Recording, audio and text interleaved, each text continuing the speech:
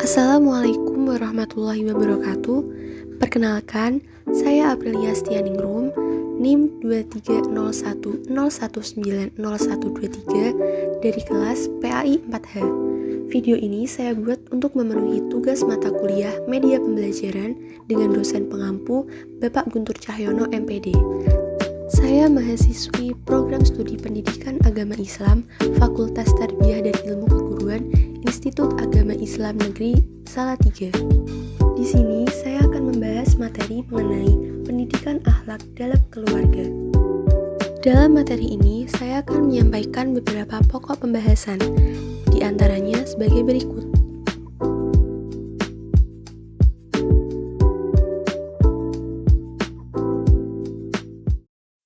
Nah, yang pertama kita akan membahas tentang hakikat keluarga dan pendidikan akhlak. Pada hakikatnya, sebuah keluarga dapat terbentuk karena adanya ikatan antara laki-laki dan perempuan melalui sebuah pernikahan yang sah baik menurut hukum negara maupun syariat Islam.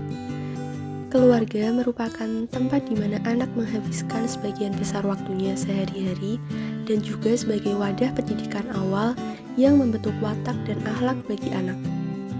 Kemudian, pendidikan akhlak adalah dasar dari pembentukan watak dan kepribadian yang menjadi suatu hal yang teramat penting dalam pendidikan Islam, serta berpengaruh terhadap budi pekerti anak untuk kedepannya.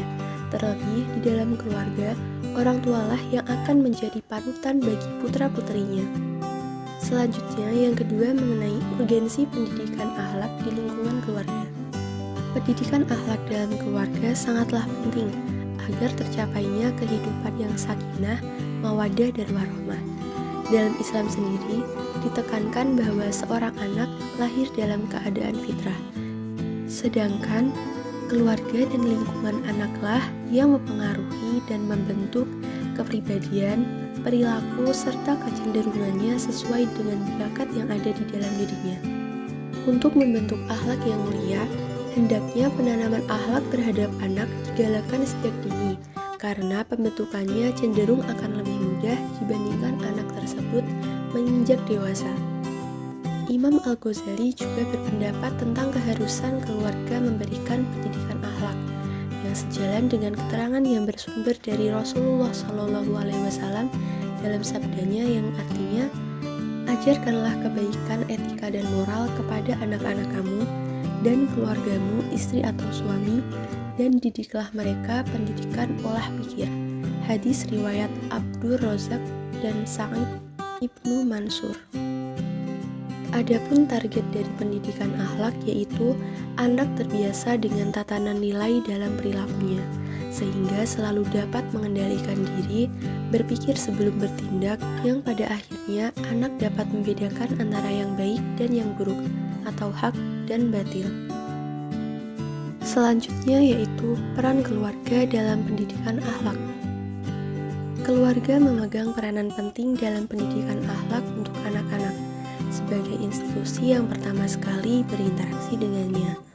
Oleh karena itu, keluarga harus mengambil porsi yang banyak tentang pendidikan akhlak ini, mengajari mereka akhlak yang mulia yang diajarkan Islam, seperti kebenaran, kejujuran, keikhlasan, kesabaran, kasih sayang, cinta kebaikan, pemurah, pemberani, dan yang lainnya.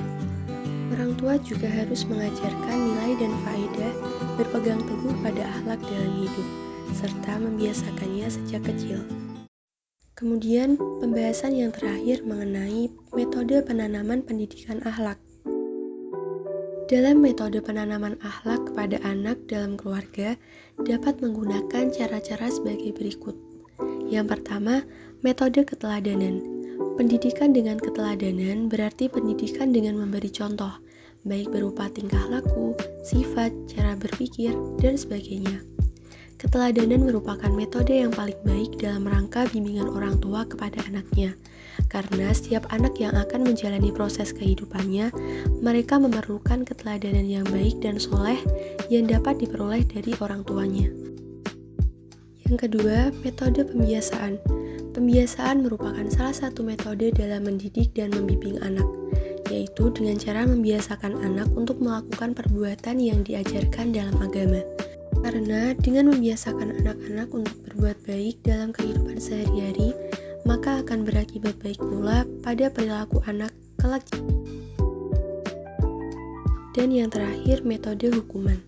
Hukuman merupakan metode terburuk, tetapi dalam kondisi tertentu harus digunakan, karena metode hukuman adalah cara yang paling akhir dilakukan. Oleh karena itu, ada beberapa hal yang hendaknya diperhatikan orang tua dalam menggunakan metode hukuman ini. Antara lain, hukuman baru digunakan apabila metode lain tidak berhasil guna memperbaiki perilaku anak. Tujuan hukuman ialah untuk memperbaiki anak yang melakukan kesalahan dengan cara menasihatinya, bukan untuk alasan balas dendam. Sebelum dijatuhi hukuman, anak hendaknya lebih dahulu diberi kesempatan untuk bertaubat dan memperbaiki diri, sehingga ia sadar akan kesalahannya dan tidak ingin mengulangi perbuatan yang sama. Jadi, dapat disimpulkan bahwa orang tua sebagai pendidik utama dalam keluarga berkewajiban memperhatikan dengan saksama perkembangan pribadi anak-anaknya, termasuk perkembangan moral anak dengan menggunakan cara-cara pendidikan yang baik, sehingga diharapkan menjadi manusia berkepribadian baik dan bermoral baik.